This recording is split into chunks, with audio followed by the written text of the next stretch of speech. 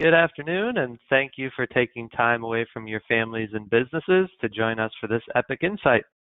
This is Brian Lenz, Director of Sales here at Epic Retirement Plan Services, and I'll be your host for today's call. As an advisor, whether you like it or not, sales and marketing are an inherent part of your practice. Today, we're joined by Jonathan Young of American Funds to offer you some nuggets of wisdom to help you stand out from the crowd. Jonathan, who's based in Chesapeake, Virginia, is a senior national accounts manager at Capital Group, home of American Funds. He has 31 years of investment industry experience and has been with Capital Group for 28 of those 31 years. He holds a bachelor's degree in speech communication from Old Dominion University and holds the AIF, or Accredited Investment Fiduciary, and Professional Plan Consultant designations. As always, you will be muted throughout the call, but if you have any questions you'd like me to run by Jonathan as we conclude today, feel free to enter those in the GoToWebinar questions panel, and I will bring those up on your behalf. With that, we'll turn it over to Jonathan. All right, thank you, Brian, and thank you all for joining us today. We're happy to be here. As you heard from Brian, I've been drinking the American Funds Kool-Aid now for almost 29 years. Ladies and gentlemen, that should tell you I'm a little bit biased. That's actually not true. I'm a lot bit biased, but here's the good news. You won't see any of that bias today because today's talk is not about us at all. It is about you and how you can help differentiate yourself in what we call a crowded marketplace, because I believe we all face the challenge of separating ourselves from this vast sea of sameness. And sure, why should an advisor or a plan sponsor work with you instead of, your competition that comes in before or after you? Now, we're going to talk a little bit today about how branding is really designed to help establish a significant and differentiated presence in the marketplace that can help you gain and retain, actually, loyal clients. Now, you heard from Brian, we all spend a lot of time working on our practice. You've taken time out of your practice today, and we're happy for that. But today's session is more about working on our practice, not in our practice. So with that, let me make sure this is click and advance, and it looks like we are. We're gonna talk about branding. And as I think about today's session, it's our goal to provide you with some tools that can help you and your team clearly articulate your brand and hopefully a bold and differentiated way. And speaking of bold and differentiated, I want to take you back in time. This is a picture of the Cathedral Dome from Florence, Italy. Now, it stands today as the largest masonry dome ever constructed. At its base, it's over a football field wide. It's some 10 stories plus high. And it was started construction in 1293 and actually was under construction for more than 140 years and stood with no dome for actually over 100 years. Now, out of embarrassment, the city finally decided, hey, we need to do something different because we haven't been able to figure out how to get this dome built. So they held what was essentially a public contest for all, anyone that wanted to submit some designs and think of it as like a finals presentation, right? All comers are welcome. Just bring your ideas. And this is where a guy by the name of Filippo Brunelleschi showed up. Now, at his finals meeting, which was this, it was the first one he'd ever attended because he was a goldsmith by trade. In fact, he'd never actually built anything prior to the dome. But he did have an interesting vision on how to get it done. All he lacked to complete the dome beyond the vision were the necessary tools needed, the materials, the proven building methods, the know-how. In short, he lacked everything. But he had a very unique finals presentation, and it actually won him the day. You see, he didn't share his plans with the committee because he figured they were so outlandish. No one had ever done anything like this. It wouldn't do him any good to be so avant-garde.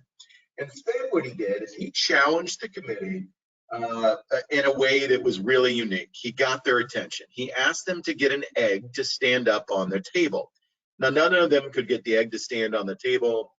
He said, but if I can get the egg to stand up right on a table, you guys will hire me and just trust that I'll get it done. He smashed the egg and actually stood it up on the table. Now, you can imagine their response, like, we could have done that. And I'm sure Brunelleschi said, yes, you could have, but you didn't think of it. And that's why I'm here. You see, Brunelleschi really established his brand, a bold brand, a differentiated brand right there on the spot. So what we're going to try and do is help you figure out how to help you stand out and win more plans. And to do that, we're going to spend some time on helping you define your practice as it sits today, maybe differentiate it a little bit more than you are today, and then give you some tools to help you demonstrate that, like bring it to life in what we call the new now, this digital world.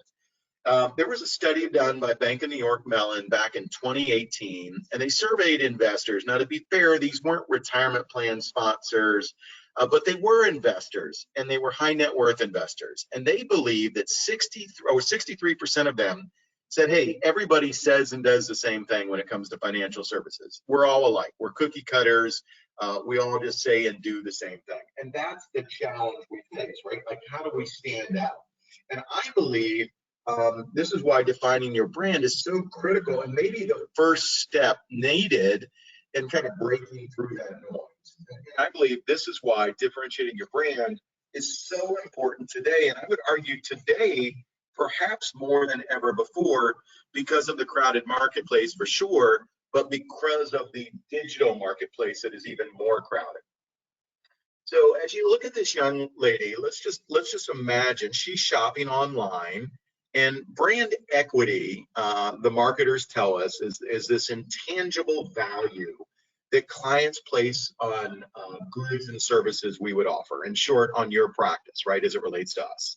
So it goes beyond your skills, your credentials, your years of experience, and it really helps people decide why they want to work with you. Now, it may be hard for them to articulate, but in a consumer context, brand equity really shapes how customers perceive the value we bring to the table. So as you look at this young lady, she's shopping online, she's getting ready to make a purchase. And if we were live, in person, I'd ask you, what website do you think she's shopping on? And my gut tells me we would all come up with the same one, and that, of course, is Amazon. Now, Amazon is arguably one of the most powerful brands in the world today. But I ask you to think back in time to 1996. Now, we're not going back to the 1200s this time, but just to 1996. That's when Amazon got their start. And they started literally in a garage selling books online. Then they moved into gaming. They sold video games online. Then they sold music online. And then circa 2000, some 20 years ago, they started selling consumer goods. And today you can buy almost anything online. Now, Amazon's known for being convenient. They're known for being innovative, known for being trustworthy, known for being reliable. But if you spend any time on Amazon and any other website, you'll soon realize that Amazon is not always the cheapest. So think about that in our context. How does that apply to us? Because there is this incredible race to zero for us as investment managers, for record keepers, for financial professionals, whether they are advisors or third-party administrators. It seems like everybody is asking us to do everything we can do for them for free, right? So brand equity can also drive, I would say, a plan sponsor's willingness to actually hire us, to work with us and buy our services, right? It can persuade existing clients to actually trust us and do more with us, maybe refer us to other plans. And by the way, brand equity is not just for small ticket items either, right? Brand equity affects everything from car purchases to neighborhoods, etc. So as you think about this, I would ask you, and we have a handout, and we're going to follow up with you with all the handouts. But part of our handout, and I'll walk you through it shortly, but it starts with this idea of kind of defining yourself today. How do you see yourself today? And this is where we're going to ask you to kind of look yourself in the mirror and really describe your practice. And as you think about this tool is going to help you do this. It's a Define Your Brand worksheet. Again, as I mentioned, this will be in a follow-up to each of you that attended today. But we believe by taking the time to fill out this worksheet, it will actually help you clearly articulate the way you see your practice today, and hopefully draw out for you some of the areas that maybe you could articulate it just a little bit better. And we do that by asking you a few questions. First of all, Why are you in the retirement plan business? Now, I would just ask you to pause for a minute and once again go back in time to 2009. And there was a seminal work by a guy named Simon Sinek. Simon Sinek wrote a book in 2009 that I think really revolutionized many things, but the book was called Start With Why. He's since done numerous TED Talks. His most famous one was, we call it Start With Why. It was an 18-minute TED Talk. And if you haven't read his book or seen it, please, please, please take some time to do that. But we start with why. Why do you do retirement plans? And I think when we ask these questions, typically we hear very similar responses. I do it to diversify my practice. Now, as third-party administrators, it is your practice, right? So I do it because it's a help to clients and all of that, and that's fine, but it's not enough. And we're going to talk a little bit more about that and give you some examples. The second question we'll ask you to dive into is, what services do you provide, right? And I will tell you, a list of services is not enough, right? It's not about a list of services. We're gonna have you dive into that in a little bit more detail. And finally, whom do you serve, right? I serve small business owners as an example, and that's great. Now, I'm telling you, many of us, when given this questionnaire and left on our devices, the answers we all share would be eerily similar. And worry not, right? That's why we're here to help, and we're going to dig a little bit deeper. So why retirement plans, right? Why have you chosen to do retirement plans as your business? Like, what's the satisfying part of working with retirement plans? And I think that's important. It's not just about what it is you do, but the why behind it. And again, I'm going to give you an example in just a few minutes, but I ask you to think of it through the lens of storytelling, right? Like why you got in this business to begin with, because I think many people will be much more willing to buy into working with you when they understand your why, and perhaps it even aligns with their why, right? So what services do you provide? What do you do for sponsors? And what's unique about your practice versus the practice that comes in before or after you? And then finally, whom do you serve? And this is where we're going to ask you to dial in and be a little bit more specific. It's not about serving small business owners, but talk about the types of clients themselves. What are the best fits for you? And I know we want to say yes to everything and we can do everything, but they may not be the best fit. And we believe if your answers are genuine and based on your story, they can be unique, right? And that will help separate you. Now, people may have similar stories, but they're never exactly the same. So as you think about this, I would ask you to look at this now through the lens of your team, right? How you describe your practice to potential clients today is great, but that's not enough. We need to make sure that everybody on your team describes your practice the same way. And I'm going to ask you to think about this for just a minute, to expand your team to beyond the people that are actually in your office, right? American Funds, hopefully we are part of your team. Are your American Funds partners describing your practice the same way that you would, right? When we talk to advisors about working with one of you, are we saying the things you would want us to? And that's really what we're getting at here.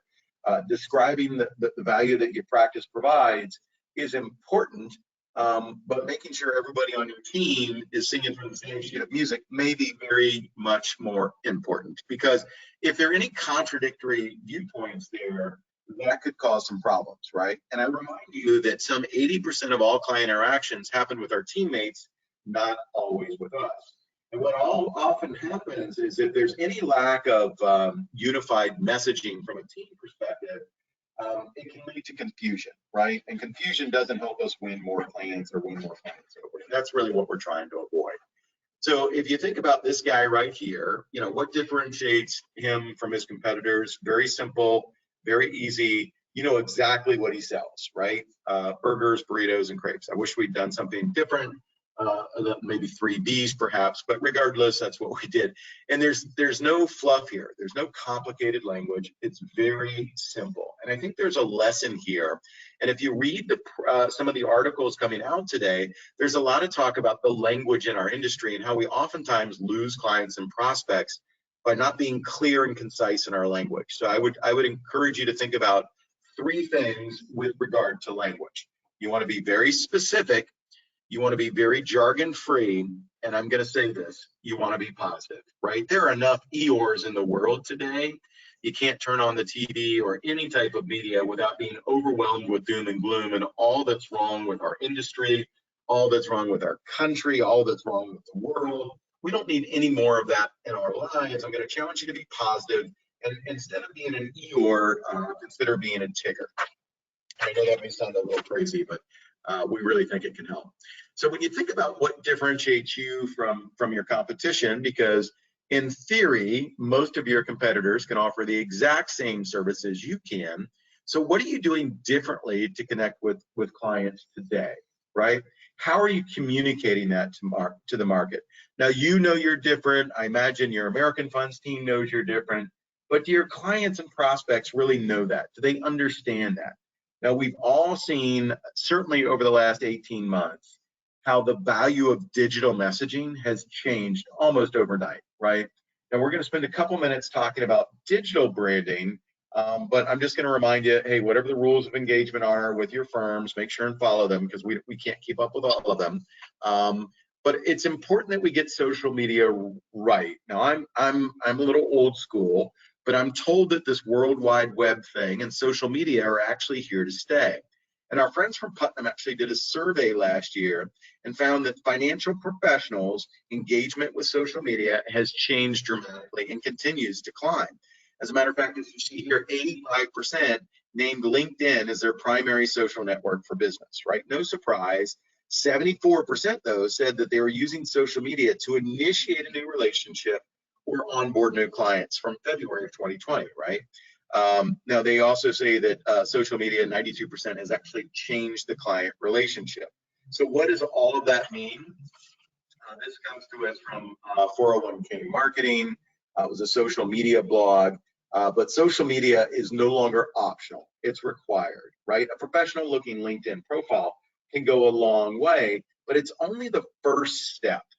In order for social media to work, we have to join the conversation. Now, that means we're going to have to publish content on a regular basis, liking our articles, commenting on articles, sharing, and potentially even joining groups, right? And we'll talk a little bit more about the potential of social media, again, all while working within the guidelines. I don't want to get anyone in trouble. But one of the other handouts we're going to give you is a case study. Now, this is a case study, and I'm going to tell you it's an amalgamation. We talked to several financial professionals, and we kind of picked and chose some of the best pieces from each of them to create this case study. So this guy, Michael Warren, he's fictitious, he's not real, but we used him and the answers we got from several of the folks we interviewed to build this case study, right? And how he is digitizing his brand in the new now. Now, Michael Warren used the worksheet to write his website bio and his LinkedIn profile, and hopefully, as you'll see in a moment, hopefully can help clearly demonstrate how he and his team can serve plan sponsors in a way that's different. So, and I know you can't really read this here, so I'm going to blow up a couple of parts here. Now, his why. He grew up working in his family's small business, and he saw what it was like managing it day to day. So he went on to say, my goal is to help business owners thrive by providing something very important to their employees, a way to plan their financial futures for a stable and fulfilling retirement. So right now, he's automatically separating himself just by telling his own story, right? Like, small businesses matter to me because I grew up working in one with my family. Like, that is a clear differentiator right there. And I think that's pretty powerful. He goes on to say, hey, look, I focus on truly understanding what's most important to my plan sponsor clients. So if you think about that for just a moment, he is addressing one of the things that as an industry, we're constantly dinged on. We apparently don't listen to our clients. At least that's what some of the surveys say. We're not that great at communicating. So he's saying, hey, I really try and understand what's going on with them and try and help them based on that. He goes on to say, I work with plan sponsors that are seeking a reliable, trustworthy partner. Study after study tells us that trust is incredibly important in our industry. I know we all know that, so why not call it out as he did here? He went on to say, I work with plan sponsors, not local business owners, not small businesses, but successful local medical, legal, and accounting practices, as well as some other service companies. So he doesn't just say, hey, I work with anybody that's local. So to me, what stands out here, there's a complete lack of industry jargon. He was very plain spoken. And study after study tells us how important this is, yet most of us continue to use jargon in the industry.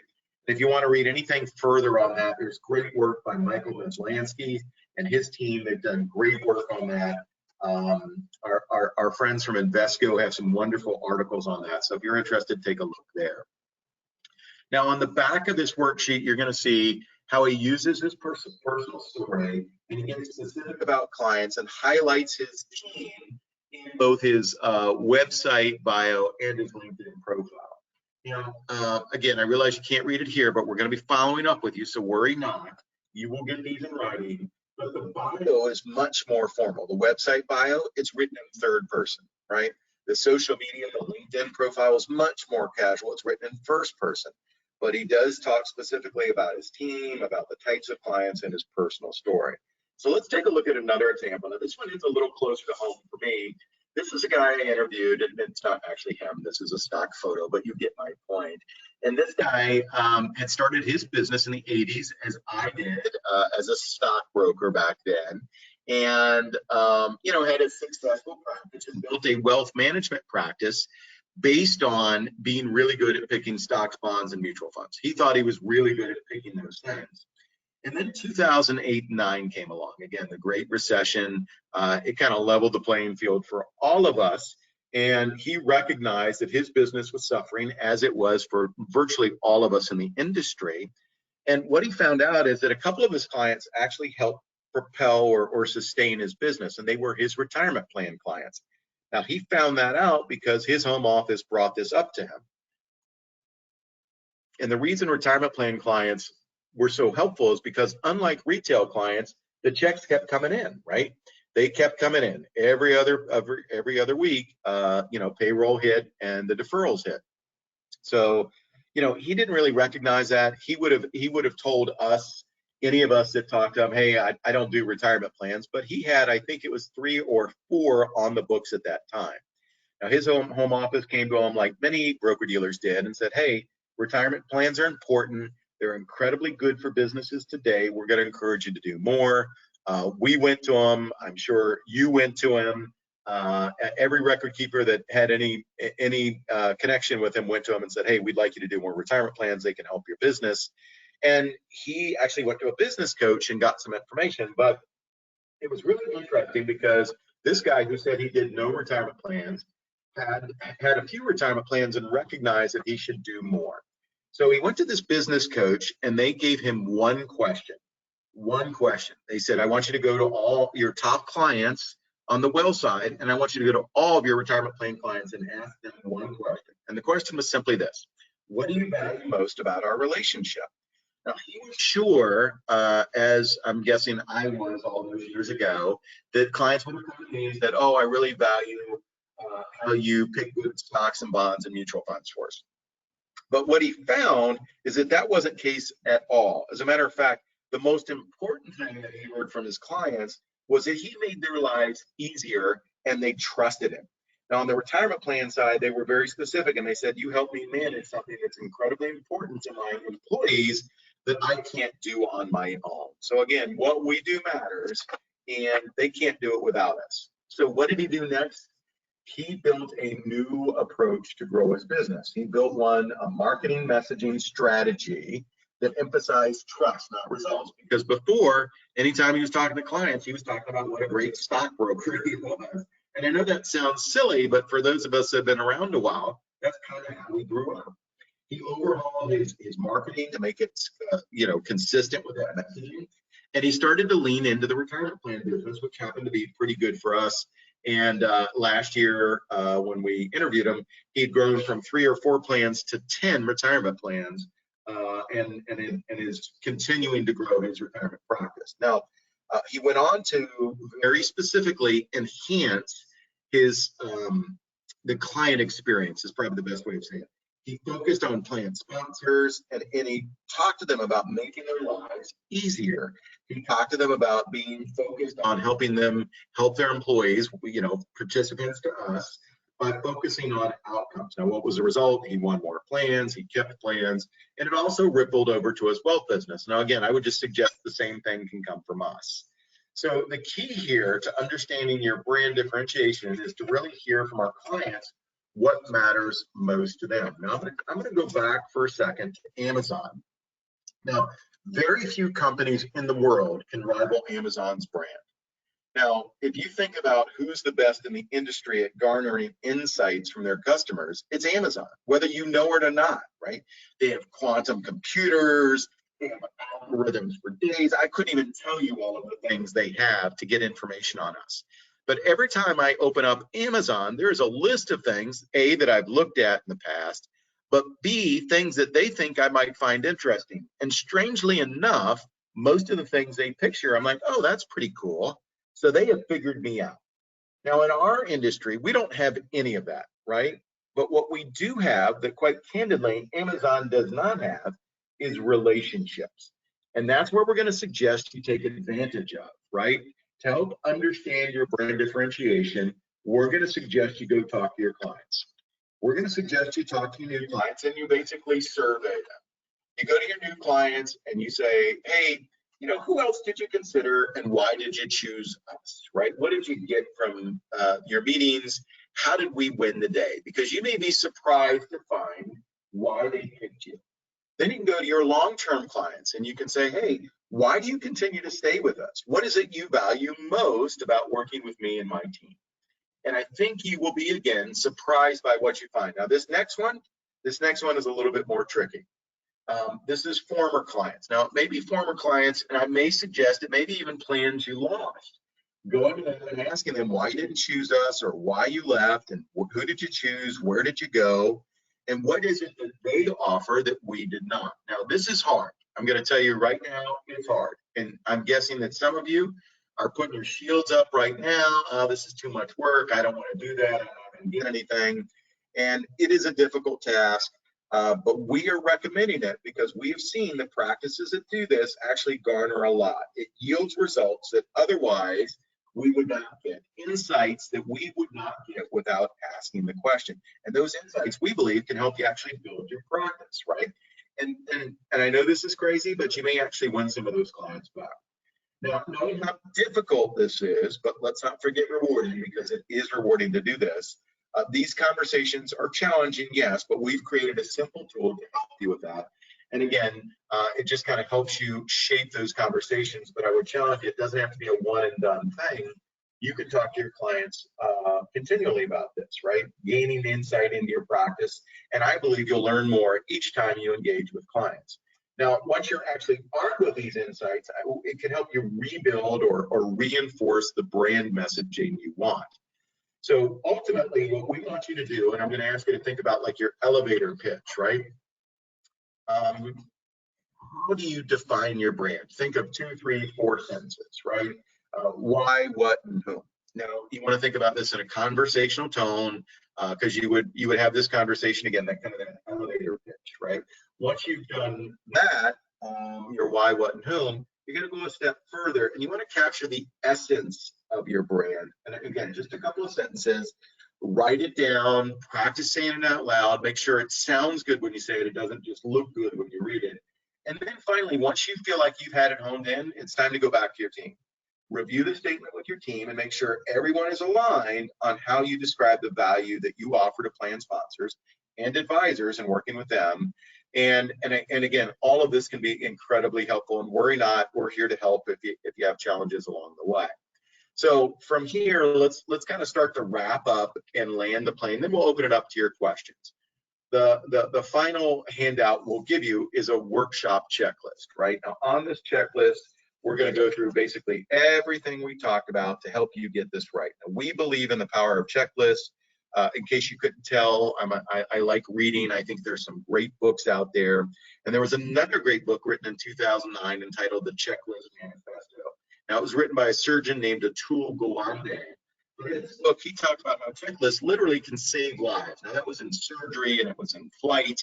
I realize what we do may not save lives, but ladies and gentlemen, please don't underestimate the value of what we do, because it is an incredibly noble profession and we make a difference. Now, this checklist will actually help you document kind of the 4 Ds that we talked about, the define, right? Who are you? the differentiate. How is it you are different? The demonstrate, can you prove it? And then finally, that digitize, can you post it? If you'll allow me that, to post it, right? So let's take a look at how these 4Ds can bring it to life, right? So bringing your brand to life on your website, in your professional bios, in LinkedIn, and then in your office, because we're going back to the offices. And even if we're not in their offices, we're inviting folks into our offices via WebEx or Zoom or whatever, or GoToMeeting as we are here, right? So think about this. Now, this checklist is going to be very powerful because ideally it's going to help you take a look at your practice through the lens, through the eyes of the retirement plan clients you work with and potential clients, right? Do they see and hear what we want them to see and hear? So do your marketing materials, does your website, does your virtual backdrop, does your physical office environment reflect the way you want to be seen? And I've done several of these Zoom meetings, and I'm in advisors' offices, I'm in TPA's offices, and I'm looking and I'm like, your clients are looking at that? That's like oh, I just forgot the character from Peanuts that was always so messy. I'm sorry, it's lost. But anyway, it's a mess. And what does that say about you? What does that say about your professionalism in your office? And look, you may be a genius, right? And you may be an absent-minded professor, and it may be sloppy to you, but you have an incredible organization system. But everyone is not like that. And when they see that, does that increase or decrease the likelihood they're going to trust in you and your practice? So just think about that. Now, I want to take us back to Brunelleschi as we open it up to your questions here for the last few minutes. Now, Brunelleschi was a mad genius, right? He was really, really different. And despite the skepticism, right, because nobody thought he could do it, Brunelleschi actually completed the dome in 16 years. In 1436, that dome was completed. Now, 16 years may seem like a long time, but back then that was blazingly fast. And 10 short years after he completed the dome, he actually died. Now, they buried Brunelleschi in that cathedral. Now, we are not asking that any of you be buried in your offices, but we do hope that this story helps you realize you can be a mad genius, and you can truly differentiate your brand in the new now by talking about the 4Ds we addressed today. But your team is incredibly important. And I don't just mean the people in your office, right? Your expanded team is important as well. And you must work together to execute that vision, just like Brunelleschi did, to get it done. Now, as I mentioned early on, we would be honored to be part of your team. We hope you're part of your team. And if you want additional help, just reach out to us and let us know how we can help. And with that, I want to finish with a thank you before I turn it over to you, Brian, for questions. And I just want to revisit this idea of what we do matters. This is an incredibly noble business, and we change people's lives for the better each and every day by working with them, right? One plan sponsor at a time. We create a greater likelihood that their employees that participate in the plan will be more likely to succeed in retirement as opposed to less likely. So what we do matters. And regardless of what our friends in Washington say, or regardless of what our friends in the media say, just hear me loud and clear on behalf of all of my colleagues at Capital Group American Funds. Thank you. We appreciate the noble work you do. And as I said early on and several times throughout, if there's anything we can do to help you after you get these materials, just reach out to your local team and let us know what we can do. And with that, Brian, I'm going to turn it back over to you. Yeah, much appreciated, Jonathan. We appreciate the thoughts and the framework you've put together to help people take steps to implement this in their practices. I think the Peanuts character you were searching for was Pigpen. Pigpen, thank you, Pigpen. Oh my gosh. Okay. In case I was going to haunt you for the rest of the day until you could think of it. You just saved my day. I cannot tell you. Thank you so much. So as a reminder, if you do have any questions, feel free to enter those in the panel there. I'll rattle off a couple that have come in and some that kind of triggered in my mind as you went through it, Jonathan. One is, do you have any tips on or thoughts on authenticity? To me, it's pretty easy to say that I'm reliable and trustworthy, but everyone more or less is putting that out there, how does authenticity shine through, or would Yeah. you suggest that people aren't even taking the time to put that out there? That was in one of the case studies that you started off with. Yeah. So I love this question. I am in a lot of, sales training workshops, and every now and then I'll hear somebody say something that makes my skin crawl. And one of the things I hear often is be genuine. And if you can't be genuine, fake it. And it just makes me sick. I could not disagree more vehemently. Look, my dad used to say, saying a thing and doing a thing ain't the same thing. We have to, and there was a great study by a neuropsychologist named Dr. Robert Cooper. Dr. Robert Cooper talked about the value of making commitments and honoring commitments. Like, that's really good. Like, we're so used to mediocre service that we don't even notice it anymore. We're just so accustomed to it. So why don't we make small promises? I will get that to you by close of business today. And then we get it to them and let them know, and this is important, we need to let them know we honored our commitment. So Brian, as an example, he suggested starting your email follow-ups with 2 words: as promised. As promised, here are the materials I told you we would get to you today, right? As promised, you'll find on page 4 of the attached, whatever it is. And as opposed to as requested, as promised. And all we're doing is saying, hey, I made a commitment to you and I honored my commitment. And little nudges along the way start to help them realize that we are people of integrity doing what we say we're going to do. And that, to me, is the first thing. And the second thing I'll say goes back to your personal story. Whatever your story is, share your story, right? That's authentic. Don't share my story. Don't share Michael's story. Share your story. Why are you in the retirement plan business? And if you make it up, somebody somewhere along the way is going to figure that out. So just be you. Dr. Seuss says, be you. There's no one alive that's youer than you. That's true, right? Your story is unique. Share it, and that will help with authenticity. Great. Well, thank you for that. I guess related to that, I'd be curious to hear what could you rattle off 1 or 2 of the most unique or interesting stories or spins you've seen on that from an advisory practice that you've worked with, just to get the juices flowing, if you will, for others? Yeah, so the one I chose that one for Michael because when one of the guys we interviewed, it really changed a lot of this presentation because he went into his why, literally went into his why. And he said, look, my parents had a very small business and it was everything they could do to keep the doors open, right? It was just challenging. And what he said was, it was a lesson for him to take care of your people. And I had to dig into that a little bit. It was just such a compelling story that his parents showed him the value of taking care of your team because their employees were their team. And when he told that story, you were on the edge of your seat, just so connected because it was real, because it was authentic.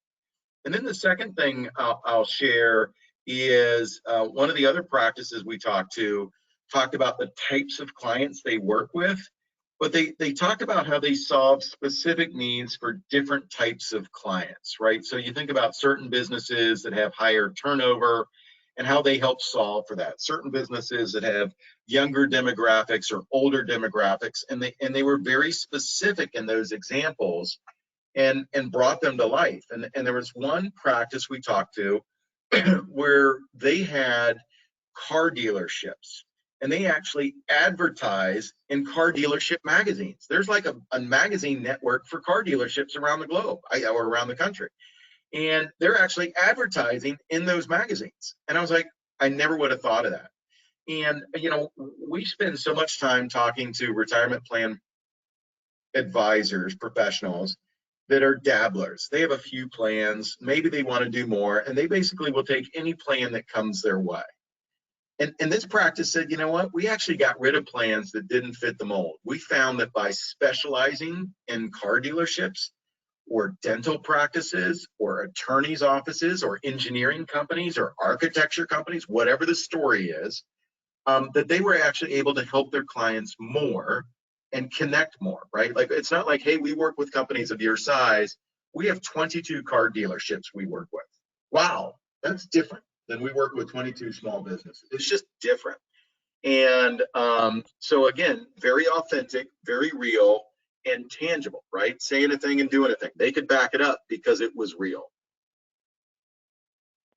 Great. Thank you, Jonathan. You pretty much answered the last question here, but just to leave nothing to interpretation, it sounds like you're suggesting that when possible, specialize versus using kind of broad generic terms or filters, and you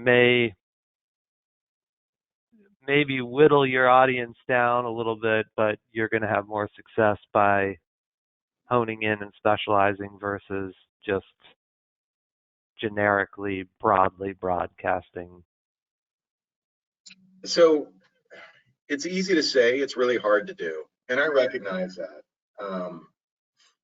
When I got started in the late 80s, again, as a stockbroker, my largest client was a call-in client. They called in, I was broker of the day. I answered the call. They wanted some muni bonds, and I became a muni bond person. They actually referred people to me because I was the muni bond guy.